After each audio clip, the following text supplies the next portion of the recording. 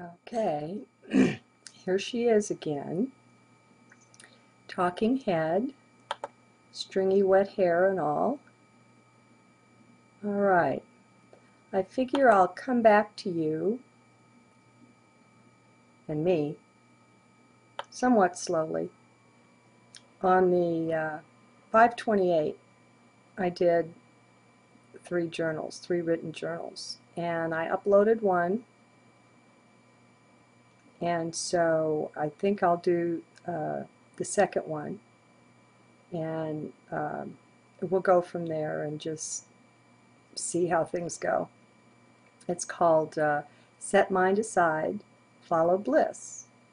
Enter your divinity while owning your darkness. Well, the previous journal entry flowed along just great. It was lovely watching it come through. Still, it didn't touch where I thought it was going. There's still something in here that wants to be said. Though I'm not sure what it is, let's plow ahead and see if this second journal of the day will bring it out. What am I trying to say? Heck, what am I is a better question than that. I don't know. It's more a feeling than anything mental, than any knowing. The only thing this mind knows is that there have been changes during this seeming illness, and I want to explore that. I've watched some of them happening, but without strength or impulse to write them down. Well, now I'm back, sort of. So let's dig in. What brings you bliss, my friend? Make room for that in your life in some way.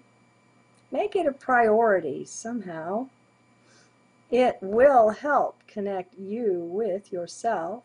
It's not an indulgence. Instead, it's connecting with the real you. It's finding and following back the string trail into heart. Find and follow your joy and live in that. You can do this. We all can.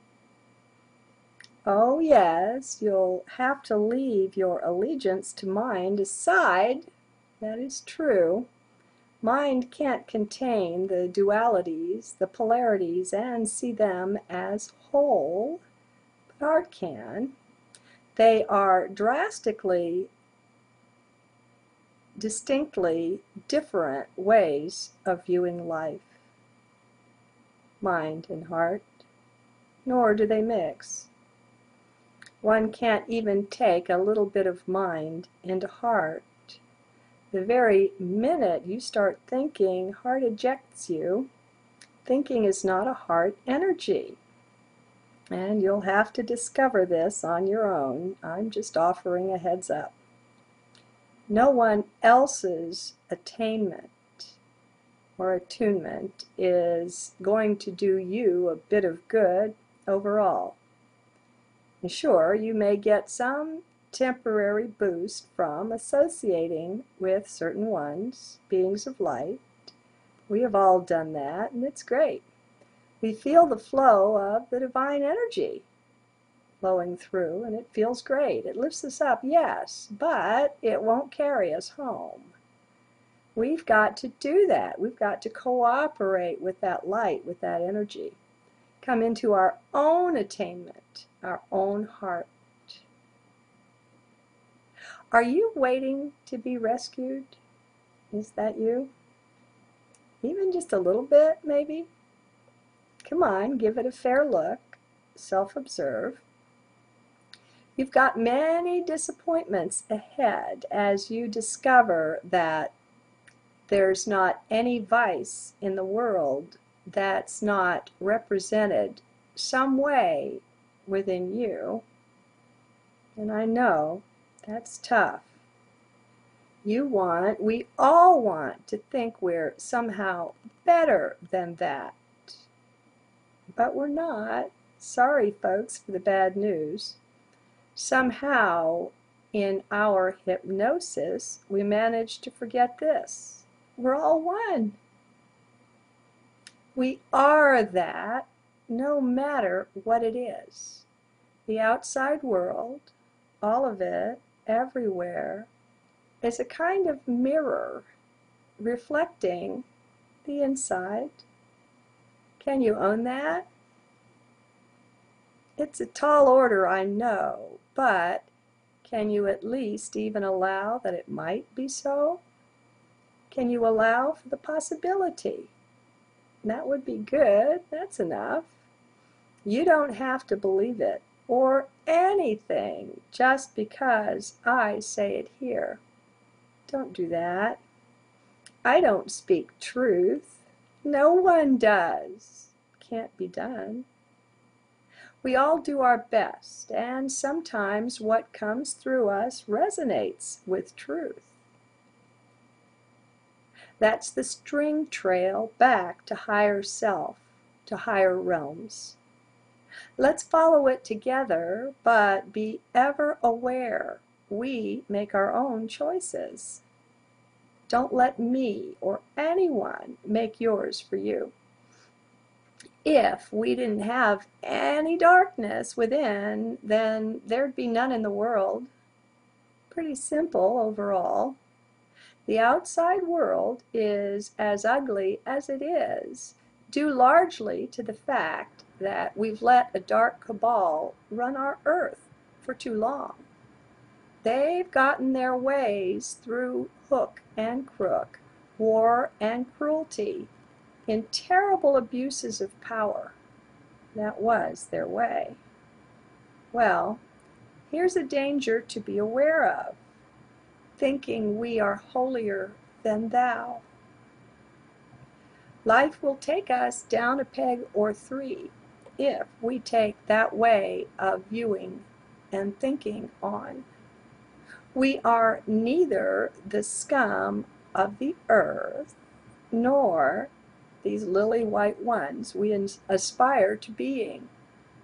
We find ourselves, if we look truly, a combination of both. Yes, we are the divinity I often speak of. Absolutely, we are that. And since all is one, in some way we partake of the fullness of that divinity. There's a thought, but it's a long unfoldment, and it has its ups and downs. We've been in a long trough, touching the bottom for quite a while. Now we're rising up. It's good to own that internal divinity. That's our birthright. Let's not go around being one-sided coins, though. That's no good. Hard to even imagine, much less be. We're not that. Come up higher into heart and find self as the perfect balance or harmony, the two-sided coin. Don't be afraid to look at and into the dark. Don't think, in other words, that the darkness is somehow all outside, all external to you. That's not so. We've all played parts on both sides of the drama, my friends.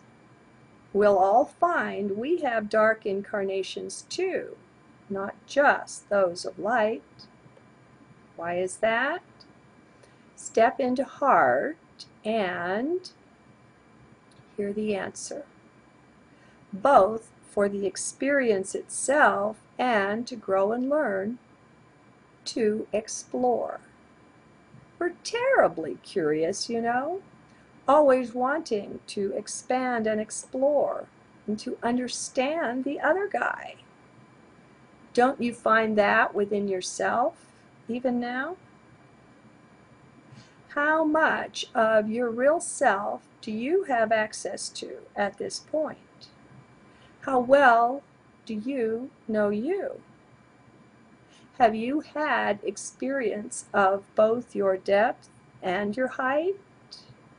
Be in heart, leave mind out here. spend some time with Dimitri Halley, if you like, to get a better view of this. His YouTube site is Daniela1771. We've got to quit being afraid of the darkness, my friends. It's not evil, just dark. And it's in us as well as out there, so I think it's time we owned up to this. Time to lose the fear and just take a good look. It's not owning our own internal darkness that's got the world in this shape, at least partly. When we don't own it and work through it, we just bury it. Then it must manifest outside, give us a punch in the nose. Life loves us like that. It may not seem so. On the surface, it isn't like that, but that's just the surface and the seeming. That's not ultimate reality. Go within. Life is deeper, so much deeper than what we see displayed before the senses for our view. Find life, real life, in heart. It's totally different than anything mind could dream up. Trust me, just for a moment on that. A long enough moment to have the experience yourself. You've got to allow, or these things won't become a part of your reality. You've got choice to exercise here. You make the decisions and create the life that is yours. Take control, conscious control. We're becoming more conscious. That's the best way I can describe it right now. Simply more conscious. We're becoming aware, self-aware of so much more. The reality, my friends, is that the world, the whole cosmos, is one big self, one big I am. I am that, and so are you. But that's way too much for mind to bear. Mind simply can't go there. And don't try to force it, would be my advice. Just let it go. Let it do its own thing. You go your way. And I know this sounds probably crazy to some. Well, you're in mind. If you were listening from heart, your experience would be different. Until we all disentangle, disidentify from the mind, we are trapped, self-trapped. It's your choice. I'm presenting alternate choices for you here, but it remains up to you. How much can you let go of to have this experience, to test it out? How far can you fly? Let loose your moorings. Be a Jonathan Livingston seagull. Take off and fly. No, of course, it won't be easy. It wasn't for him. Divine isn't interested in easy, you know. That's a joke. And yet, the divine humor is never more evident than when you've surrendered a good lot to find nothing but ease there. It's uncanny, rather bizarre. You won't take my word for this, and that's fine. The experience is there to be had. We just have to slog through the hard first. That's required. No shortcuts. Sorry. And that's the end. I don't know. What do I think of this? It's so hard to know, you know, integrating the dark and the light. Of course we choose light. I mean, maybe that's why darkness is presented to us, to goose us in a way, and to help us claim our divinity. But I don't know, you know, in some way to me, what's sacred isn't so much light as balance. Light is information. Light informs us. But I don't think light is the ultimate. I don't see light identified with and as love. I see it as a manifestation of that. And this is the divine love, which is so far beyond human comprehension that the mind is useless for this. I don't hate the mind, folks, even though it seems that way sometimes. I really don't. It's a useful tool. It just needs to be taken out of the driver's seat in our life, that's all. Now once it is, then things go along just fine, you know, and your mind isn't pushy anymore, and your spirit has taken the reins of control. And, you know, mind will eventually be willing to be subject to that. But maybe it takes a while, you know, maybe it takes a long while because mind is so tricky. It's almost as if it is the manifestation of the Illuminati within us. I'm not saying that's the way it's meant to be, but in the fallen state, if you will, in the 3D realm, it's as if the level of mind has been co-opted by the dark. And like I say, this isn't the perfect manifestation. And I don't even, you know that it was meant to be this way. But the way it is here and now, mind, unless it's under the rule of heart and subject to that, if we're letting mind run the life, then we're subject to being played with, manipulated, deceived, you know, and milked for our energy. Okay, that's enough. Good day. Okay, here she is again. Talking head, stringy wet hair and all. All right, I figure I'll come back to you and me somewhat slowly. On the 5/28, I did 3 journals, 3 written journals, and I uploaded one, and so I think I'll do the second one, and sort of. So let's dig in. What brings you bliss, my friend? Make room for that in your life in some way.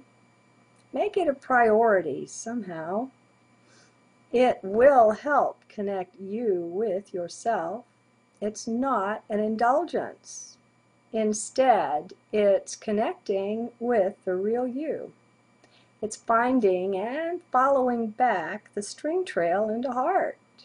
Find and follow your joy and live in that. You can do this. We all can. Oh yes, you'll have to leave your allegiance to mind aside. That is true. Mind can't contain the dualities, the polarities, and see them as whole, but heart can. They are drastically, distinctly different ways of viewing life. Mind and heart, nor do they mix. One can't even take a little bit of mind into heart. Second journal of the day will bring it out. What am I trying to say? Heck, what am I is a better question than that. I don't know. It's more a feeling than anything mental, than any knowing. The only thing this mind knows is that there have been changes during this seeming illness, and I want to explore that. I've watched some of them happening, but without strength or impulse to write them down. Well, now I'm back. We'll go from there and just see how things go. It's called Set Mind Aside, Follow Bliss. Enter your divinity while owning your darkness. Well, the previous journal entry flowed along just great. It was lovely watching it come through. Still, it didn't touch where I thought it was going. There's still something in here that wants to be said. Though I'm not sure what it is, let's plow ahead and see if this